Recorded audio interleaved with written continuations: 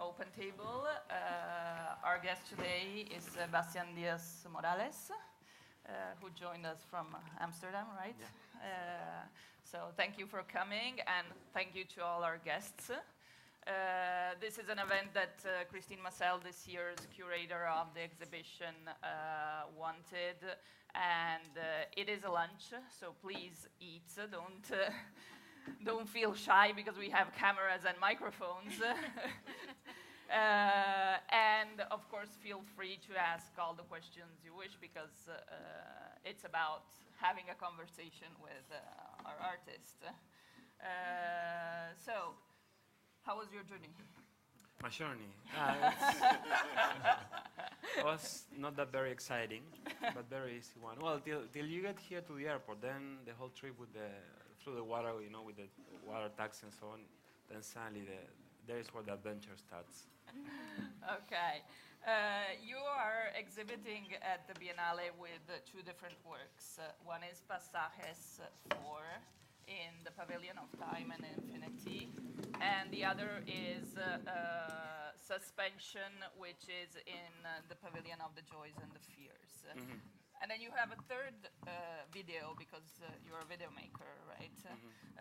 Which is the artist's practice. Indeed, yes. Yes. So tell us something about the third one. The third one. Yeah, that I had quite some difficulties into thinking of, you know, as a video artist who is busy with certain sort of narrative, and in order to talk about my practice, I had my concerns of how to build, you know, this, how to design this story, this narrative, and so basically, I thought the best way to portray it was just to compile different stories, different characters from my previous films, and let them talk, basically, instead of having me talking or explaining or just disclosing my practice.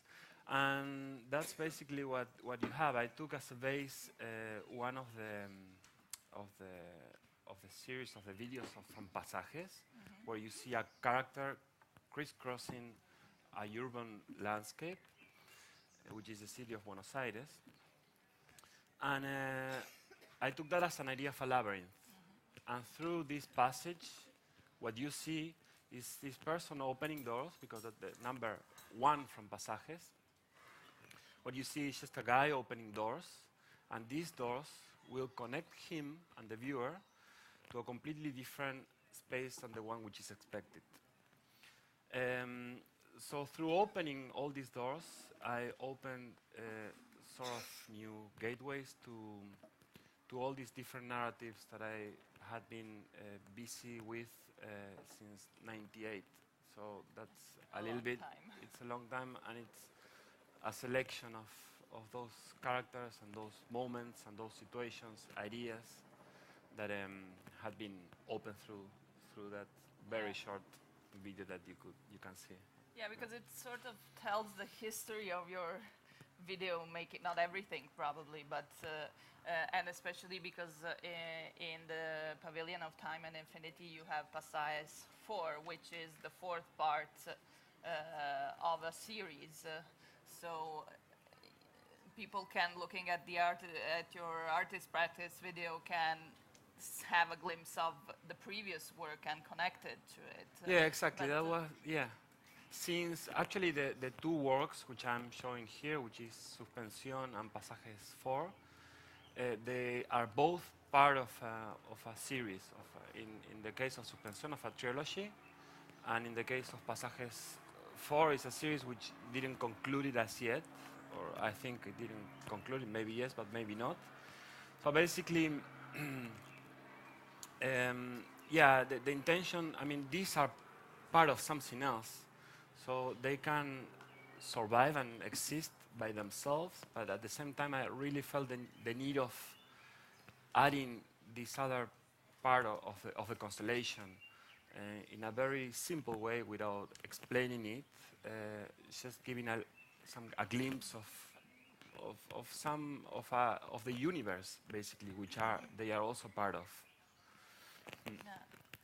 So One thing I wanted to ask you, when you did Pasajes 1, which is the one of the through Buenos Aires, did you already have in mind the whole series, or did this idea of making a series of it come later?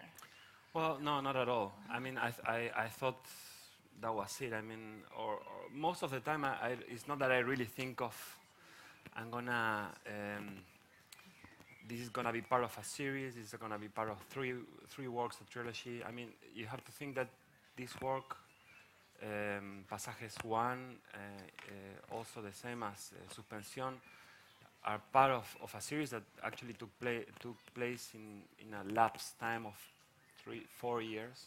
Okay. So in the case of Pasajes, it was just Pasajes, it was not one. I mean, it was, I just had this I think it all came together also with Suspensión, because they were both part of the same dream. Actually, they were born and conceived as a dream, let's say, to put it in a simple way. And so this very recurrent dream of one being lost in some sort of labyrinth, or starting to open doors of a building that connects and transforms in every room, and keeps on growing, and then this idea of not being able to know the way, the return back to the entrance. And so I thought that was an interesting formula to portray something that I wanted to do since very long in Buenos Aires, which was concentrating in certain aspects of buildings of the city that have been out of use, let's say, by the contemporary present times. So Buenos Aires is a very cosmopolitan city that it's also trying to build its image as a very global place. But at the same time, I think there is certain imaginary that belonged also to a moment of Argentina that is very related to literature and film, that has been excluded, that has been forgotten. And that imaginary, that universe of that city, is very much reflected in the architecture of the place, of the city. And there are a lot of places which, by the time I was studying in Buenos Aires, a lot of these places I wanted to do something with them, you know. But let's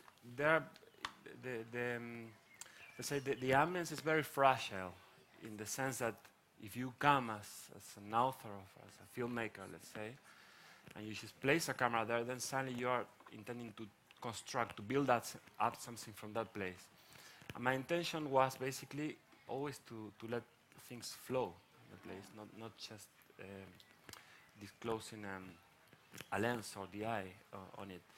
So I thought how to do that, and then suddenly after this dream, I thought this is the perfect way. I just have a guy, which is not the main character of a film, but the main character actually is the architecture, is the map of the city.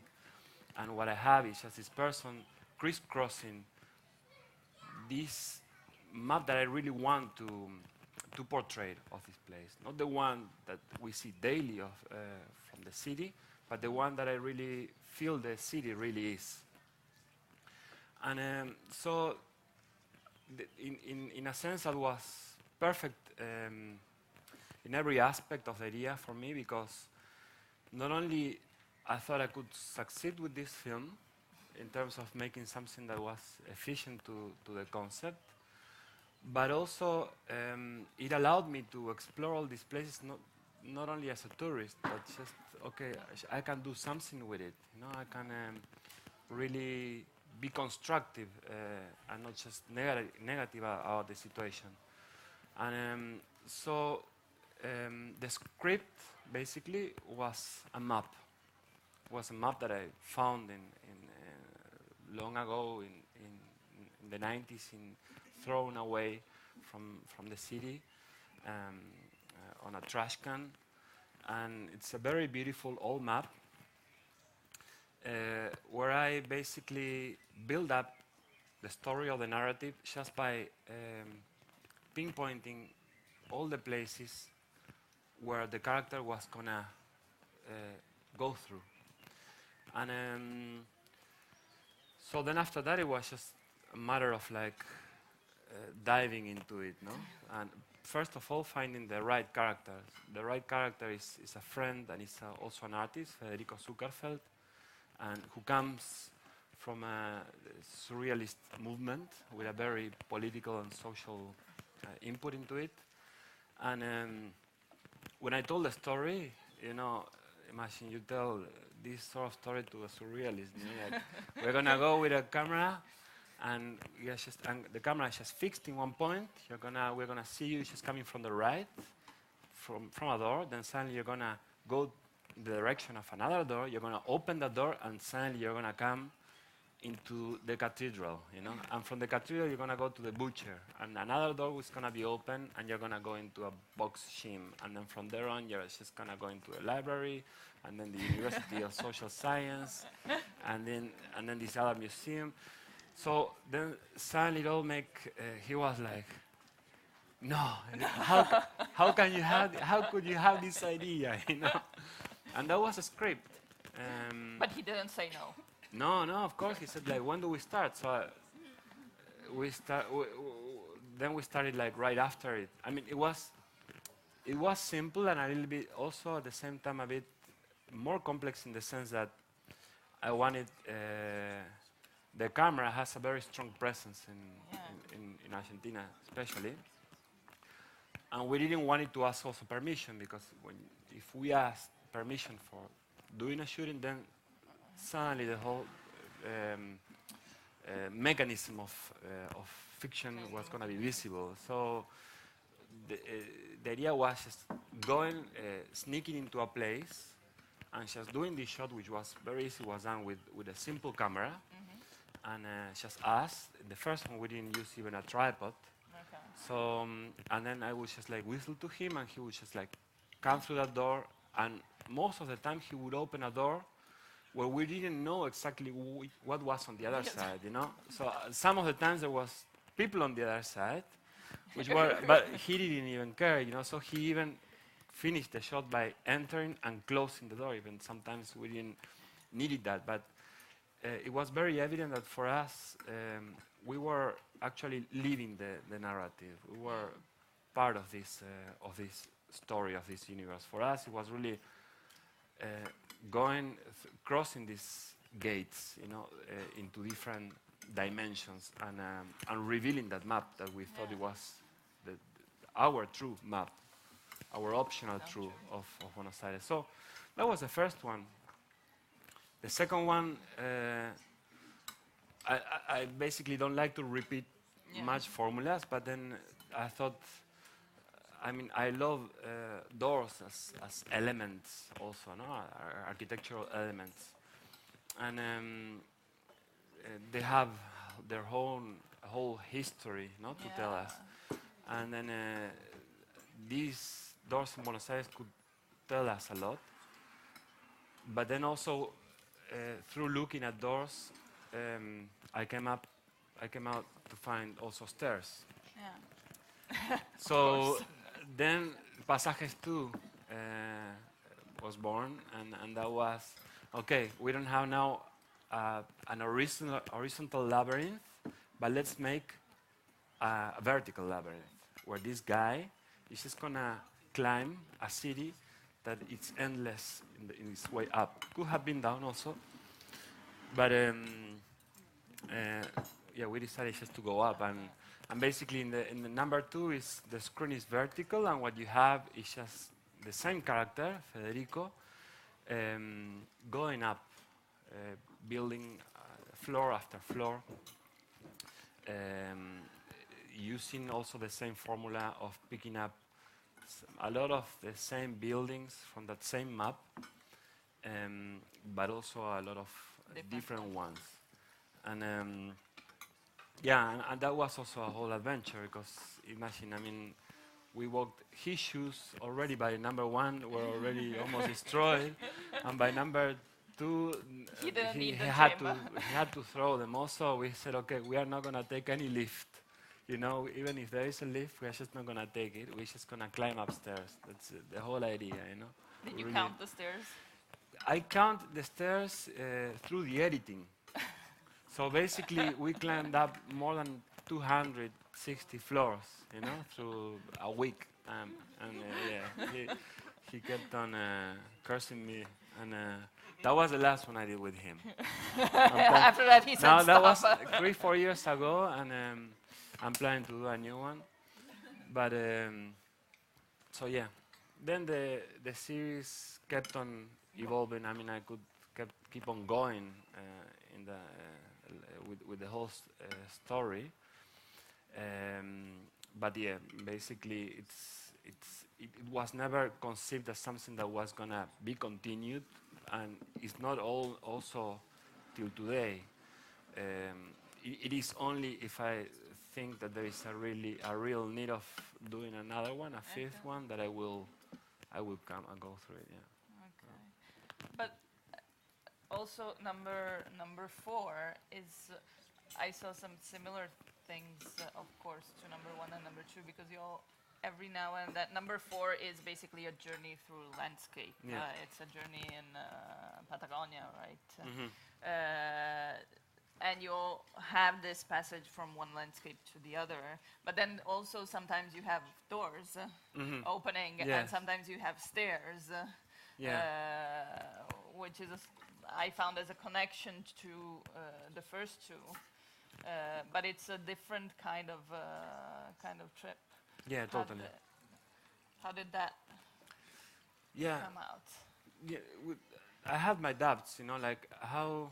I mean, I knew for sure that I wanted also to portray this landscape in the same manner as I also did with the first two, in the sense that I wanted to reveal a different aspect of the map, basically. And then the map was again the script, but this was the map of the whole region of Patagonia, which is 2,000 and something kilometers long and maybe 400 kilometers wide. And so the map was bigger in its extension. I also had already the experience of number 3, and I also knew that there were some things which were not working. I mean, the formula, I think it's very interesting to have to be enclosed into some sort of labyrinth, as in the case of the first two, you know. You are in this, there is a certain imaginary which is common for everybody, you know, which is the stairs and the doors, and just getting lost in this architectural universe. But then later, if you have a landscape, things are changing, and things can be radically different, you know. So there is a matter of rhythm that works in a way in an architectural building, but then there is in a territory there is certain illusion that may not work. But I thought, okay, it's as a concept, I think for me it's very interesting to try it. I'm not sure whether it's gonna work, and from that very first moment that you conceive something, there are many chances that the final thing it's not gonna function as in the same way as you envisioned it in the beginning. But then, of course, then we tried it, and then what I discovered through that passage of Patagonia, which took 13 days, and where we traversed 6,000 kilometers approximately in those 13 days. Yeah, thank you. Yes, we were just like traveling and stopping, finding a place, and then it was in the middle of winter, so that also came into the whole formula, like how to deal with this circumstance. It was very harsh. The days were very short. The whole weather conditions were very different from one shot to the other.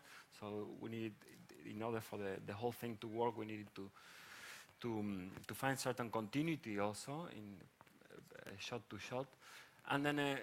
Yes, so I ended up with a big array of material where you have the character, the main character, going through all these very natural very wild landscapes, which are very different in their nature. Because if you can imagine, in this extension, you find from deserts to forests, also to cold jungles, to glaciers, rivers, and then you have the coast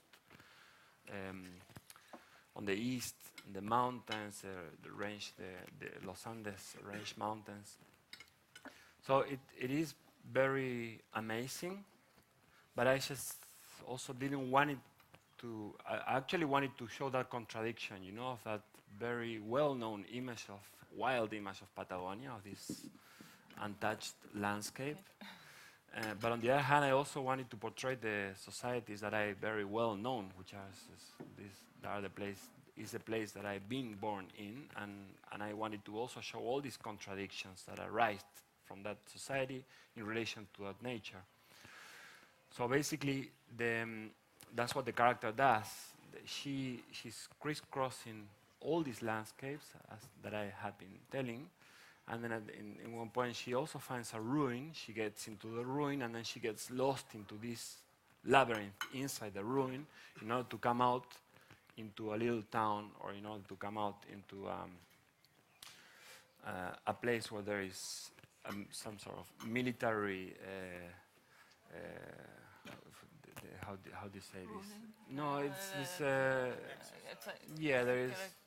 is military exhibition, and so then later, it was all a matter of like, also a big fan of it. It's just like putting all these parts of the puzzle together, and when I placed them all together, it just didn't work.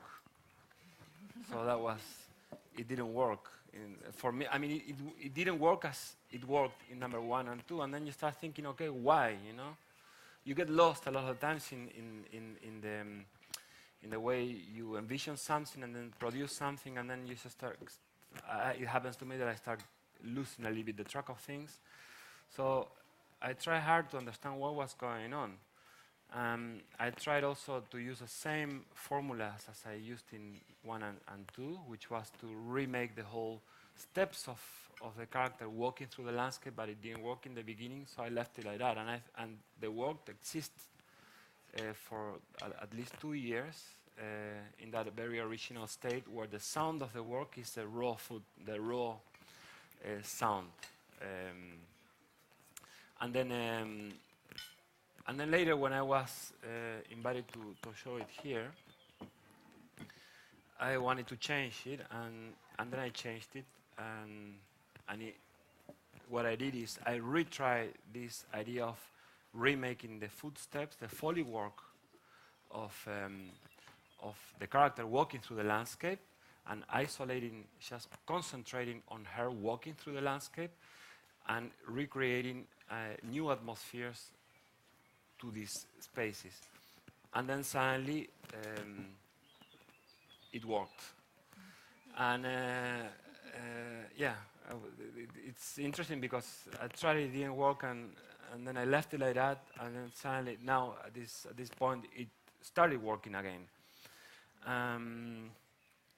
So I think then I also redid number 3 in the same manner, which also happened to not to work, and now I'm very happy with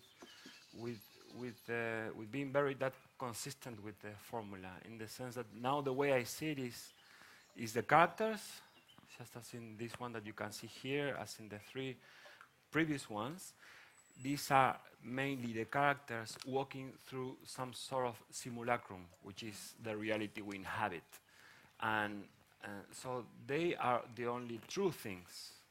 These characters are the only true things of these films, while the rest is just a ghost image. It's just an illusion.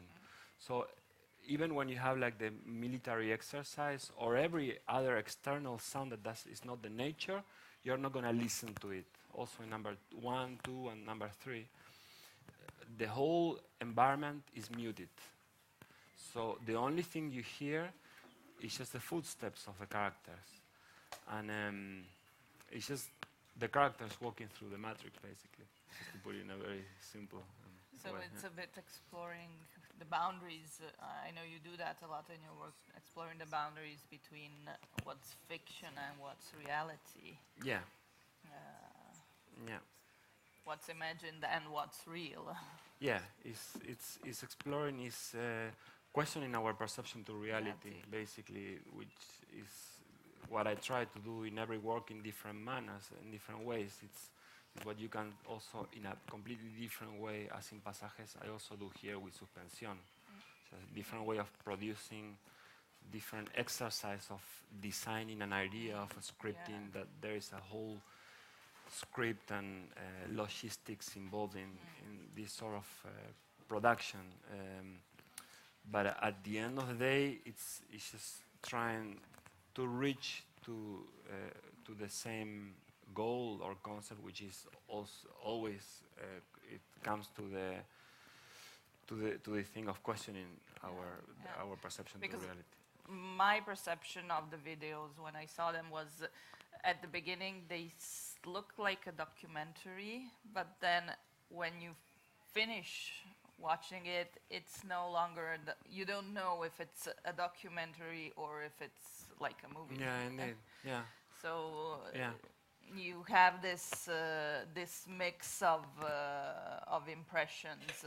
In some moments it seems like real, in other it seems like really constructed as a story. Yeah, exactly.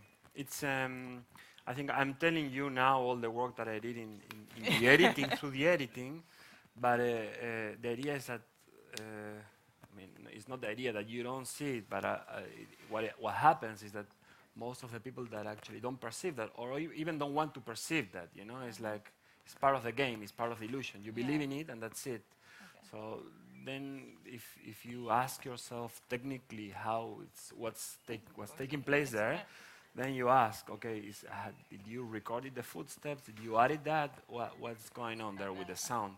But mainly, what you see is it's something that reveals itself as something that is real, and that was the whole thing. I mean, and that's also what I like most of the works. You know, not just the work itself, but the whole process, which was very consequent. I mean, it's not only the viewer believing that what he or she is looking is true, but in that process, it was also me and the character believing that actually what we were doing was true. You know, we were also part already that illusion, that gateway already existed. You know, and in the same way that I told him that morning to Federico, okay, this is what we're going to do, and he said, okay, this is amazing. You know, for us, we already found that door to reveal that option to reality, which was like hidden behind a layer, and then we could reveal it with this very simple act. The process that Pasajes is revealing is a very simple act. It's a very simple formula, and most of the times I believe when the formula is very simple and very effective, then it's just the best. Yeah. Does anybody want to ask any questions? No, and tell us something about Suspensión, which is, it has some themes behind it about the concept of time, maybe, and eternity, etc., which are similar, but it's and also maybe the labyrinth and things like that come out of that too, but it's very different. I also know the making was very different. It was something completely different than the making of Pasajes. Yeah. So this work, Suspensión, it basically explores in a cinematic way the mechanisms of reality, on the way we perceive reality and fiction. And it was born by a quote from Jorge Luis Borges, which says that the mind was dreaming and the world was its dream. So in a very free way, it explores this concept, states that we may be part of men's dreams, and that this person or us, we may be in an empty space envisioning the reality we inhabit. So again, it's the same concept once more, but the way to portray it, it's very different. Not only in Suspensión, but in the whole trilogy, from which this work is part with. Because yeah, it involved a completely different way of designing a strategy of going through the process of understanding or revealing these mechanisms of how fiction and reality is being produced. So it's very much about cinema, filmmaking, and illusion making, and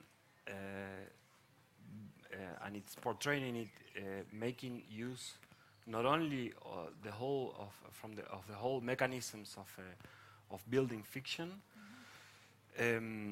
but also the whole process of working with it. So yeah, there is an elaboration of the concept which is much more complex, and sometimes it's so complex that I have difficulties of talking about it. Because yeah, it involves, it's just it's a lot of tension between these mechanisms are really much part of the system basically, and you have to deal with it. So which means that you have to deal with that whole structure of publicity a lot of the times, because it's this whole artifact of making films. It's being run basically for commercial uses, so I had to make use of that. And so you have to deal not just with concepts and ideas and very simple processes, but very complex logistics, which involve scripting and translating your idea to a team that a lot of times does not have the same feeling or emotion as you may have for the concept or the narrative. And so it is very easy to sort of feel very alone in this, also get lost through it, and just missing your track somehow. So for me, the very interesting part of these works is that, okay, it's very well planned. There's a whole script and a whole development of an idea, but then later, in one point, I just don't know what's going to happen. You know, it's like, because I'm working with, in the case of Suspensión, also as in the last one, which is called The Lost Object, and in the first one, which is called Inside, I'm dealing with the nature of certain materials or aspects of the film set, which are rather complicated. You know, like, to begin with, the three of them, they are shot with a high-speed camera. And in the case of Suspensión, there are just like 4 shots. So the video takes around 15 minutes, but each of these shots only takes 8 seconds. So then this camera records around 800 to 1,000 frames per second, and then these 8 seconds are stretched, you know, into 4 minutes or whatever. So then the action that you see there, it takes place in a very relented and slow motion. During the time of the action, it was pretty crazy, because we had to coordinate, to synchronize all the aspects which involve lighting and special effects and the action of the character in 8 seconds. So it was like action, turbines, smoke, action, and then again turbines and smoke, and then cuts, you know, and those were 8 seconds, you know. So yeah, basically, and because it's all so complex, and it involves so many artifacts and all that package of things. It is also very expensive. Yeah. So you have to do it in one day, you know, and so you can't get it wrong. That process of experiment, of like living that adventure of like understanding the nature of things, of becoming familiar with not only with a team of 20 people, which from them, you know, like 15. I mean, you don't know 15, you know, 3 or the 4. other 5, you know. Not only that, but also understanding how all these technical issues work, you know, which for me it's also very important in my practice. I want to understand how this camera works, what is the lighting doing, in order to take the most advantage of it. Unless I can fully trust in somebody that understands, has also shares my language, and I can say, okay, you just go ahead, no? But so yeah, it's there are a lot of things in this process where you lose track, and then at the end of the day, things become very different than what you envisioned in the first one, which is the interesting part. Otherwise, you know, I wouldn't be doing it probably. Did you want to ask something? No. No. No. No. In suspension. No, a lot of people ask that, but no. No, not this time, but in the other two, it's me. Yeah, it's me. Yeah, yeah. And in number one, number one is like insight and the lost object. I'm dealing also with mirrors. You know, so in these two works, mainly in the first one, there is a big mirror. Actually, you have a camera and a whole crew recording an object, and in a very general shot, and then later on in very close-up shots. And then in one point, that image explodes, and then shatters. And basically, you understand that what the crew was doing was recording themselves in a mirror. So, and it shatters, then suddenly it already elapsed like 3-4 minutes, and then only in that point you realize and you understand that everything is taking place in slow motion, because the shattering of this mirror occurs in a very slow way, and then you start seeing all these fragments of images from this still from like this puzzle of the environment, which I'm trying through the whole editing, through the whole capturing of the camera, I'm trying to reconstruct basically. At the same time, it's the intention of that film is very simple. What you see is that it's also the shattering of the whole mirror, and then it collapses into the ground, and the camera keeps on trying to find any reflection of that reality, of that fiction that is being constructed. And at the end, again, you see again the filming crew. The difference is now that you know that there is no mirror anymore because it has been shattered. So there might be another crew, basically, or another camera mirror, capturing or making fiction from that fiction that was just built. And so basically, it's in that video, the intention is also to cross that boundary of fiction or reality, and just to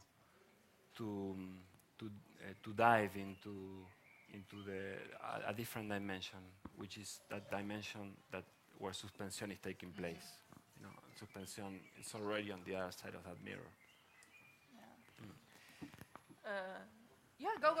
Just take the microphone, please, because otherwise we don't hear. Okay. It's a short question, and I'm I just wondered if it's fair to even ask about what the action was in suspension. In which terms? In which, like, what the character was doing.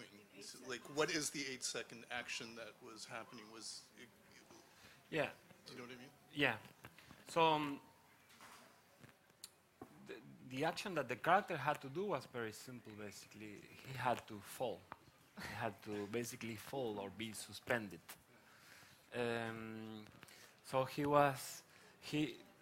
the direction that he was given was like he should be in this sort of dream state, basically, you know, like concentrated into something else, which is far from that environment where he's at, and feel that he's really falling, which was actually quite easy for him because he was suspended, actually, literally.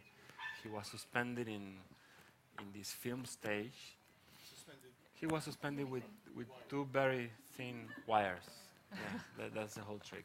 Like a Yeah. magician, you don't have to reveal that. Well, that doesn't matter.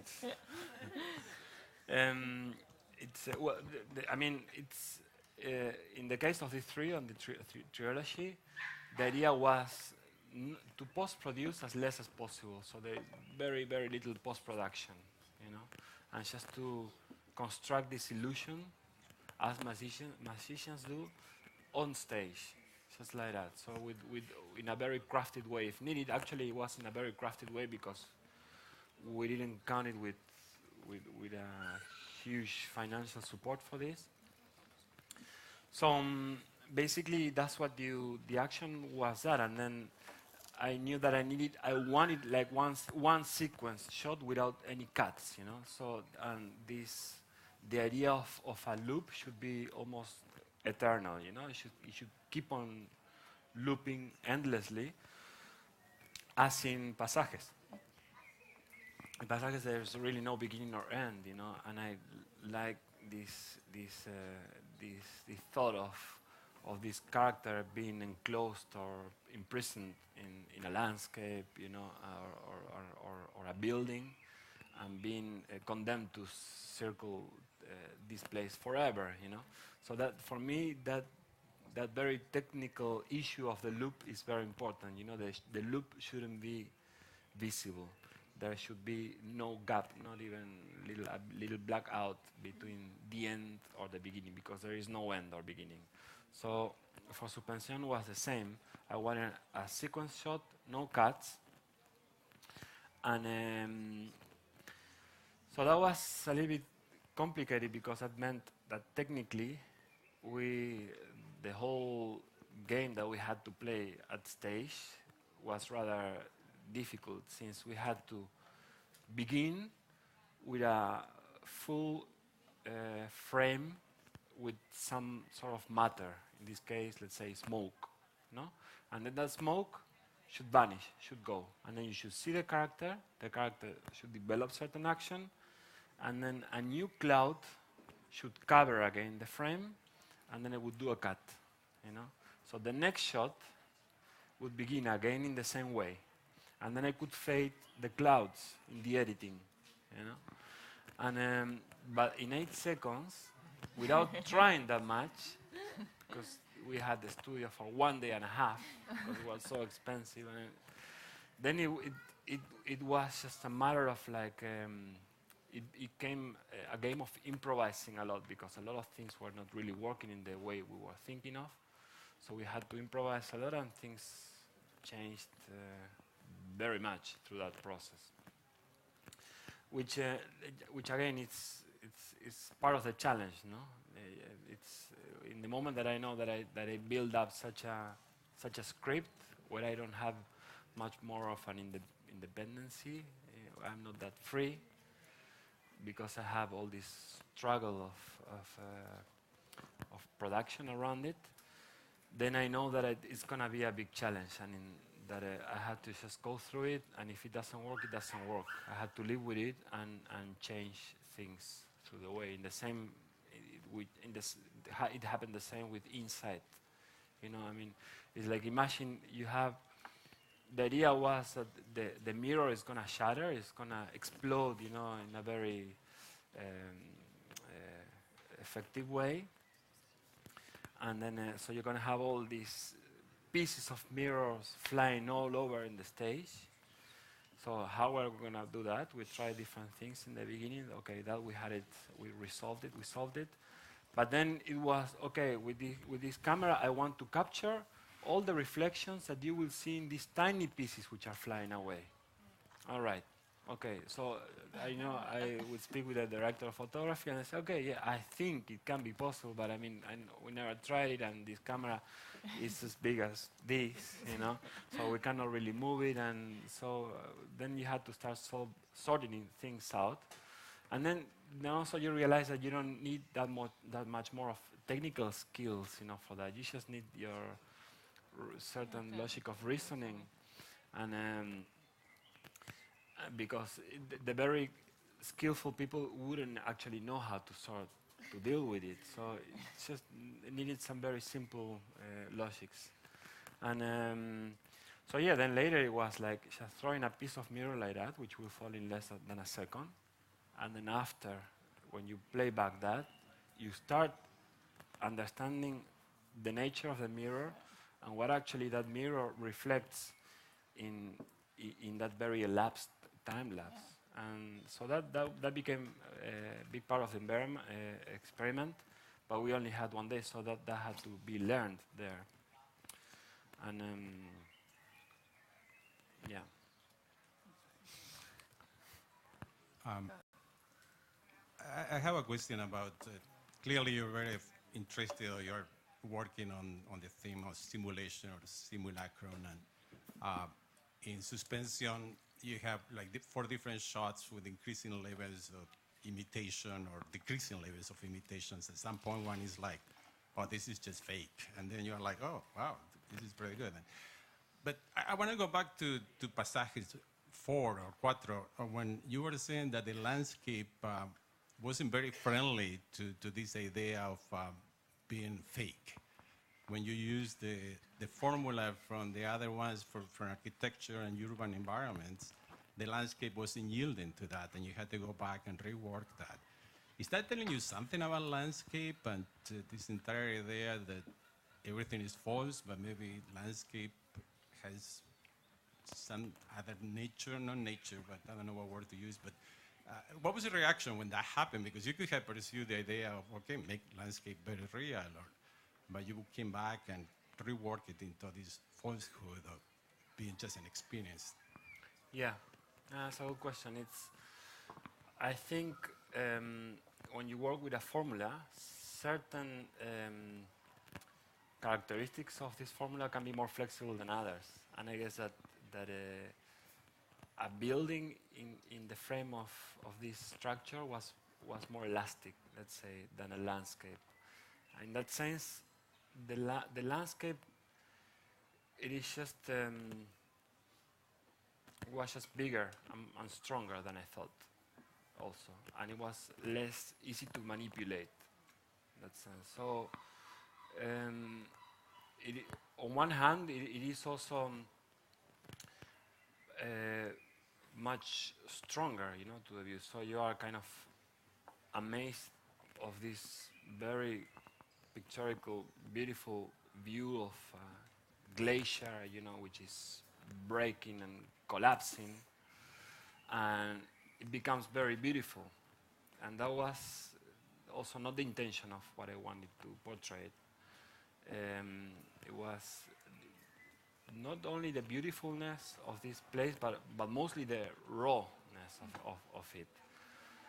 And in terms of in regards to how this landscape particularly works also with the narrative, there I think is where I encountered the problems. Also, I didn't explain how did I design Passage 3, or what is it about, but I had also the same issue. I mean, the concept, if you put it like this, it is as simple as in the other two. You know, like you have a character crisscrossing a territory, a building, a urban landscape, and after he's entering to a frame from right and just leaving the frame from left. You know, and then you have, it's just a very simple aspects of filmmaking, basically, the very basics of filmmaking. And then you have another shot, and the character is going to come through the right, not through the left, because then you're going to break continuity. You know, come through the right, and then disappear through left.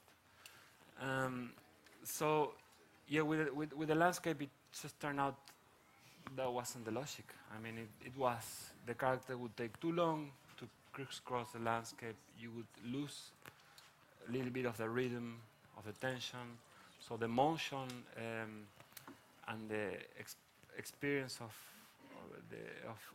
going, of crisscrossing the territory with the character would be a bit lost, in the same way that it may also happen to you, perhaps with suspension. You lose a little bit the interest because you lose a little bit focus. I think with suspension it's probably more easy to lose track of it because it's very much of a constructed fiction, you know. So it's really an experience that you really need to emotionally be part of it.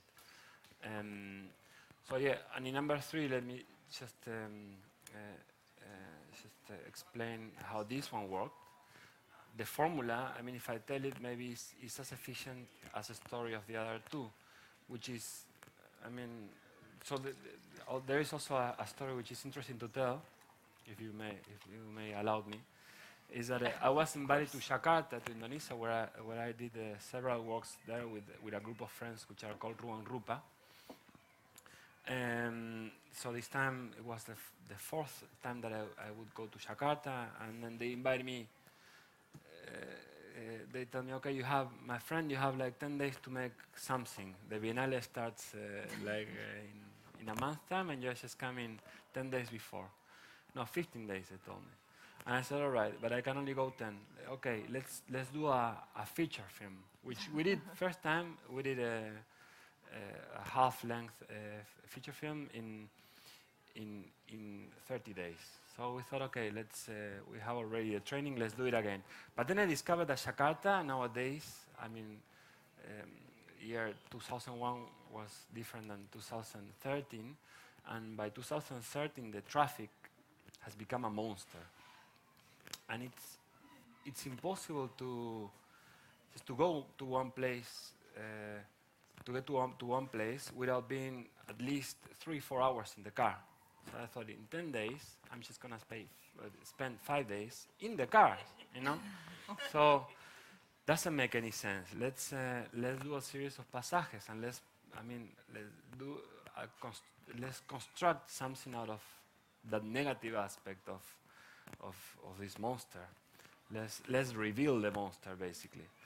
And so again, the formula, as you can imagine now, probably it was very simple. I have one steady shot, and then the character was just going to appear from right. What you're going to see is this traffic sham occupying the whole frame of the shot, which was going to be vertical. And then he was going to come from right, crisscross the traffic sham if he could, and then just leave through the left. And again, the next shot would be another shot of a route, of a highway, road, or whatever it is. And this guy would find himself at the end trapped in this situation of the traffic lock. And so yeah, it worked. That image, that portrait, it worked very well. But then suddenly I had the same difficulty, you know, like the nature of that monster, of that landscape, didn't allow me to perform that formula in the way that I could tell it, maybe in a very simple way to you. And that had to do mostly because of the relation between the narrative and the landscape, and the way you translate that very simple basics of filmmaking into a formula which is effective to a place. So that's something that I'm always trying to be conscious in the beginning, you know, which are, you know, all the things that I have to think of that could go in a different manner, and that comes from understanding the characteristics of each of the elements that you are working with, and the landscape is the main, basically. Just following up on that, speaking of different elements that you could have used, having a woman walk through the landscape as opposed to a man, one, and the other one is handheld cameras again, and where you didn't have now the restriction of not using a tripod on the landscape, and the handheld camera is there present, or maybe you, the cinematographer, is present through the movement of the camera.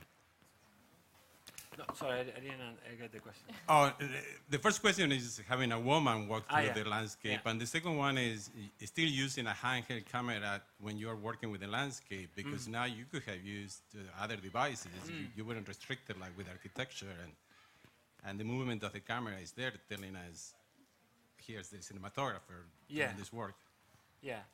Well, to begin with, I didn't want this image of the man, you know, confronting this very raw, wild nature. I thought a woman also could be as tough as a man, and it would be much more interesting because there would be a different sensitivity also with the ruins and with this harshness of the wind and the desert and it was recorded in winter, so it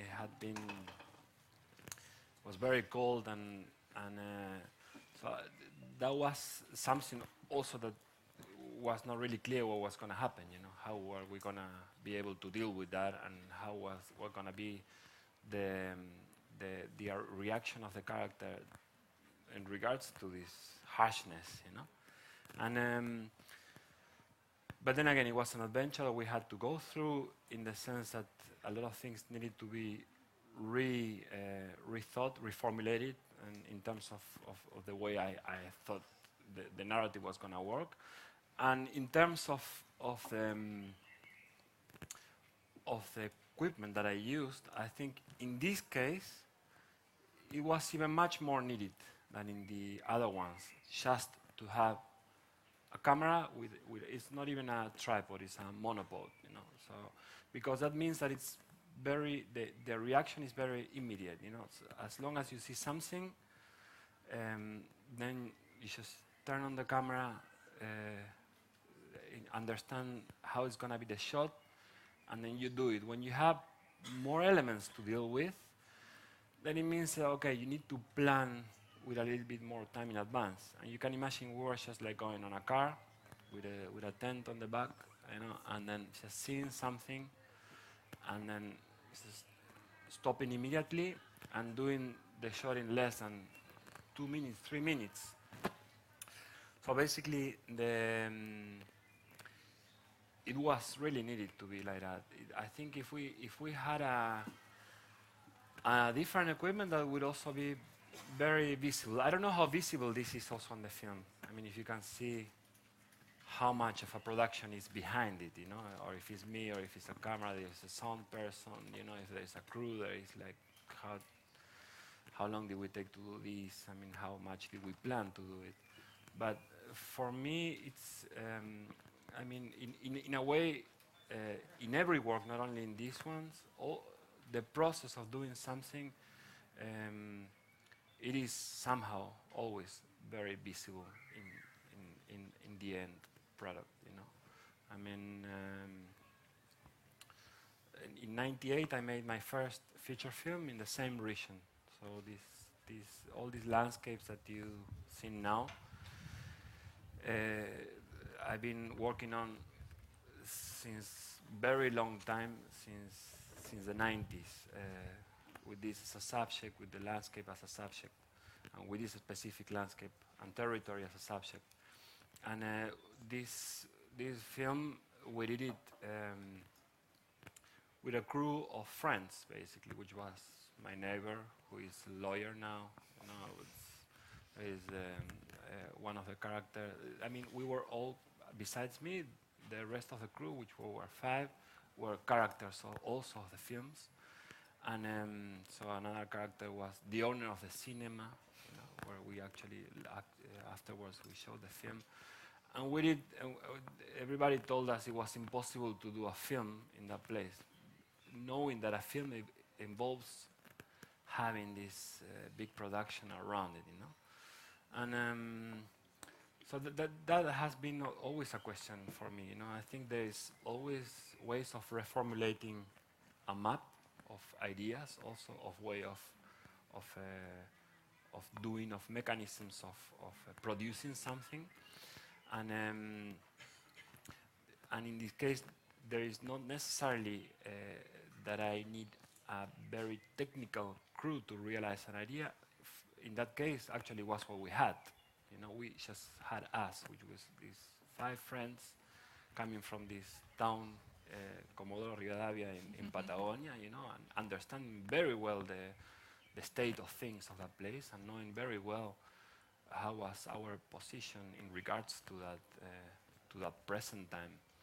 So that was much better than having a technical, a very skillful crew around us. And I think it's very interesting how at the end that was very visible, because we managed to make again a portrait, to put that mirror in front of us as a society and in front of that city in a manner that we could only place it in that way.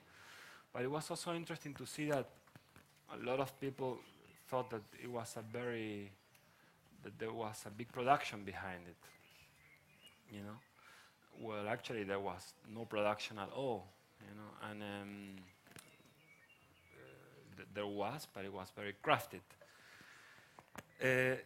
So that image I find very interesting also, how one also Xavier has also to reformulate certain ideas, and or could actually do that exercise of reformulating an idea of how things are being built and for which reason, and how consequent are also these ways of this practice, you know, these ways of producing in regards to the final realization of a work. Did you want to ask something? Well, I had a question, and you were talking a lot about it now. You kind of started out innocently with friends, walking through doors without a script maybe, or a map in your head. And then you went on into a more elaborated way of making films. You started out saying video, but then you actually made films.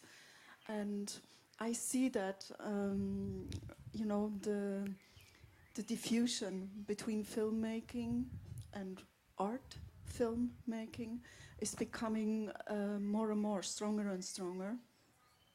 And I have a very profane question.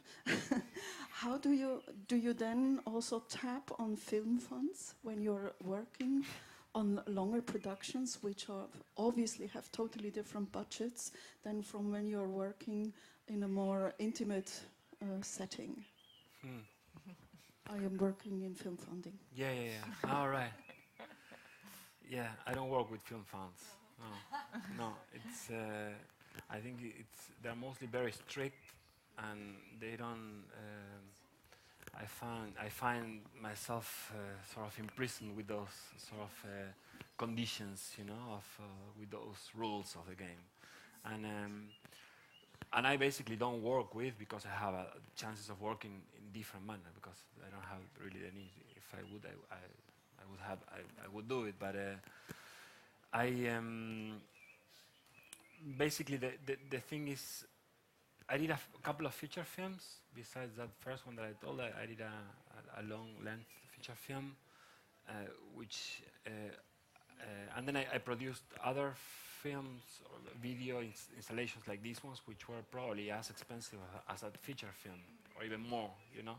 So I intend to work mostly in the same manner that I worked with my first film, with Parallel 46. So that gives me much more flexibility in every sense, not only at the moment of shooting, of portraying that narrative, but also at the moment of like going through that whole process of fundraising and scripting and thinking of the needs of the film. So fortunately, in Holland, which is the place that I live in, there is a founding for these sort of projects, which is one of them is the Mondrian Funds, which allows the artists also to be very flexible in their ways of, in their proposals, basically. So I propose a film as an artist, or whatever I propose as an artist, it doesn't really matter for them, you know. It's not that it's not gonna fit in their category of what they're fond. So basically, I feel much more comfortable with that structure of proposing something which can be a bit vague in terms of if you think of in terms of the structure of the whole scripting of filmmaking, because the script, it has very much the shape of a script, but at the same time it's just a script, and a lot of things are just open. And then for me that works. It's not that I tend to use not to use a very excessive amount of needs of material. So I am sort of in the frame of a budget that could also be rather simple, and so I don't need to. Fortunately, I don't need to work with those big budgets. Yeah. Okay, I'm quite interested in the environment in which art is created, and I wondered how living in two countries influences your work, and especially Amsterdam, how that has effect on you. And the second question might be related to is how would you like people to see your work when you create it? Do you have a vision on how they see your work, sitting down in a cinema or on their iPhone? Does that influence your work as well?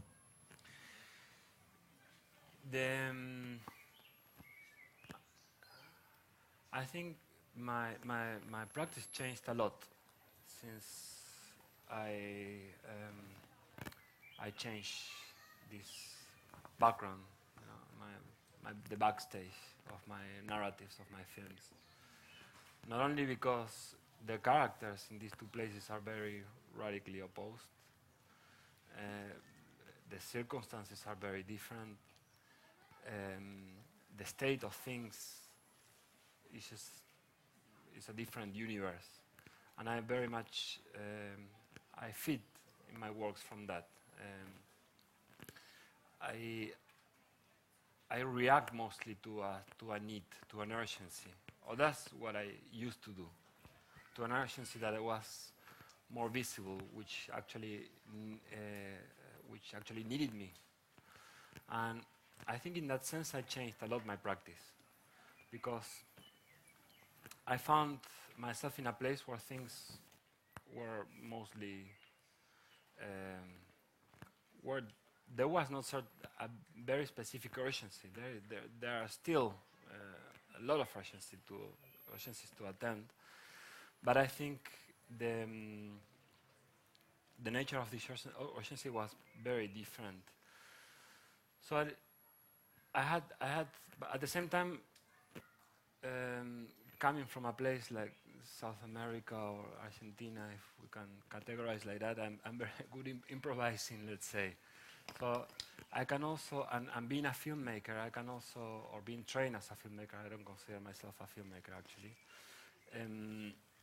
I could also script something from scratch, you know, even though that new landscape as Europe or Holland was neutral. So I took that really as an empty vacuum place where a fiction like Suspension could arise.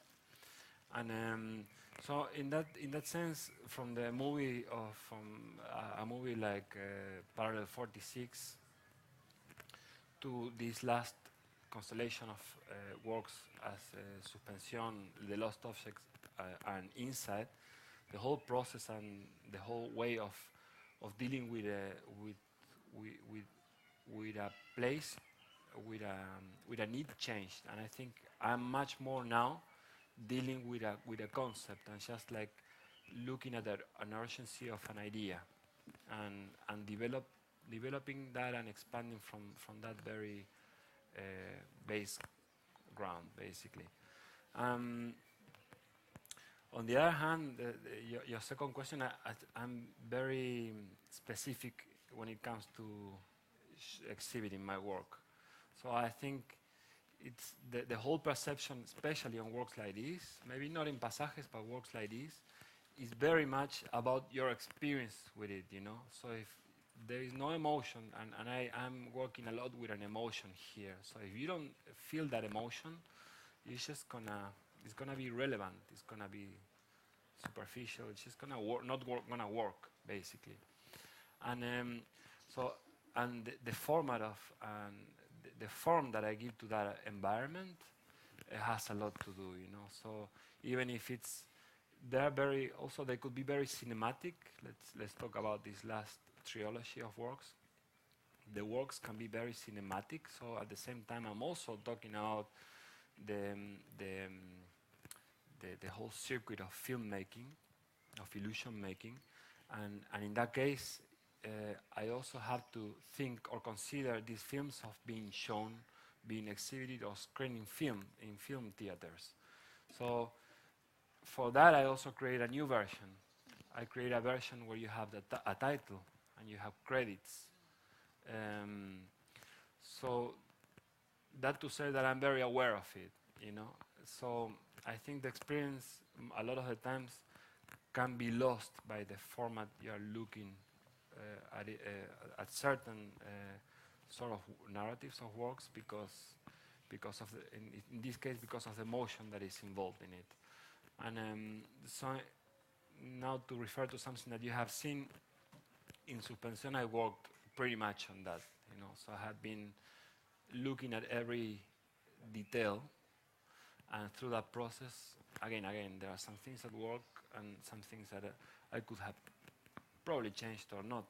But I'm very specific, even till today, when I come after maybe several weeks of not seeing the piece, I'm just checking if the curtain, you know, if it's in the right place, you know, and the screen, the projection has gone a little bit lower than the frame. So I'm very much behind all those things because for me are very of a big importance. Also, and in that, I have to say again, coming back to the process of making things, I think for my practice it's also very important to understand that all this, the technicality of all these elements, the way, and to understand these elements that actually are performing now the video, the installation, you know, the whole structure and the projector, the speakers and the screen.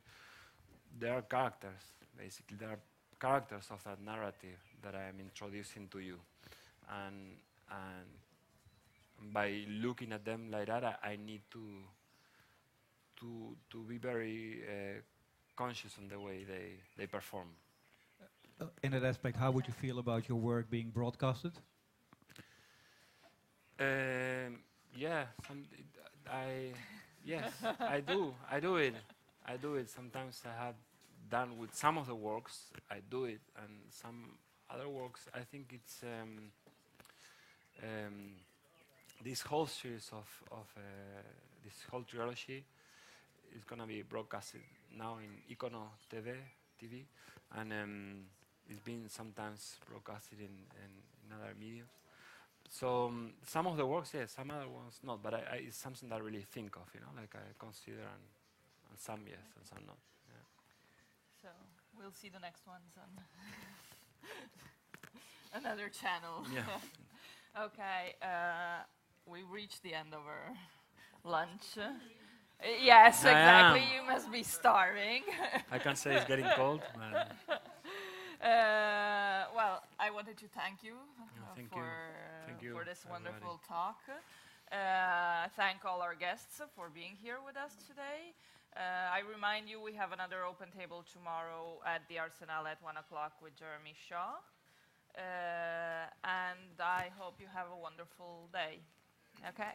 Thank you, everybody.